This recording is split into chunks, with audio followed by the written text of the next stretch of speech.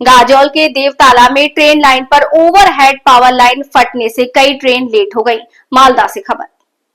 हालांकि इस ट्रेन को सुबह 6:55 पर गाजौल पहुंचना था, लेकिन ये कुछ देर से पहुंची, जिस वजह से ट्रेन के यात्रियों को बहुत परेशानी हुई। पता चला है कि कल रात तेज हवा और बारिश हुई थी, जिसकी वजह से तार कई जगह से फट गया था। इस तार के सहारे ट्रेन चली। आज सुबह रेलवे के कर्मचारी तार ठीक करने के लिए मौके पर पहुंचे। टीम ने तार ठीक कर दी हैं। बाद में ट्रेन चली। मालदा से रामचंद्र मंडल की रिपोर्ट। কোথা থেকে আসছো? আর নবদ্বীপ থেকে আসছো। কোথায় যাচ্ছ? বালুঘাট। কি সমস্যা? ট্রেনটা কতক্ষণ দাঁড়িয়ে আছে, কি বিষয়টা? 1-1.5 ঘন্টা তো হয়ে গেল মিনিমাম। হ্যাঁ, কি জানতে পারলে? জানতে বললাম খারাপ হয়ে গেছিল ট্রেনটা। হ্যাঁ, খারাপ হয়ে গেছিল। হ্যাঁ, কি খারাপ হয়েছে জানো? না না না, কি নাম তোমার? আপে মহন্ত। বাড়ি বালুঘাট। প্রতিটা না, বালুঘাট থেকে একটু তোমরা বালুঘাটে। কি সমস্যা? সমস্যা হয়েছে ট্রেন যাচ্ছে না। হ্যাঁ, সামনে তেভাগা এক্সপ্রেসের কোনো একটা হ্যাঁ, সামনে তেভাগা এক্সপ্রেস আসছে, লাইন ক্যাবে তার ছিঁড়ে গেছে। কখন থেকে আছো তোমরা এখানে? 6:30 থেকে এখানে আছো স্টেশনে? কোথা থেকে আসছো? আমরা শিয়ালদা থেকে। শিয়ালদা থেকে। কি কি সমস্যা হচ্ছে? সমস্যা তো আটকে আছি রাস্তায় দীর্ঘক্ষণ ধরে। হ্যাঁ, দীর্ঘক্ষণ ধরে। এখন কটা বাজে? এখন বাজে 8:31। কতক্ষণ ধরে মোটামুটি হলো?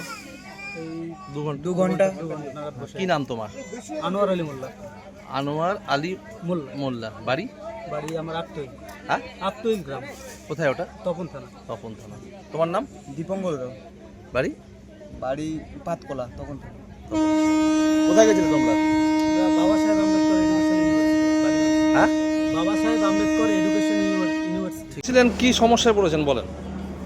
ট্রেন তার ছিঁড়ে যাওয়ার জন্য আসেনি, আমরা বোলপুর যাব, এখন অপেক্ষা করতে হবে। কটায় ট্রেন ছিল আর এখন কটা বাজে? ট্রেন ছিল 7টায় আর এখন বাজে প্রায় 8টা।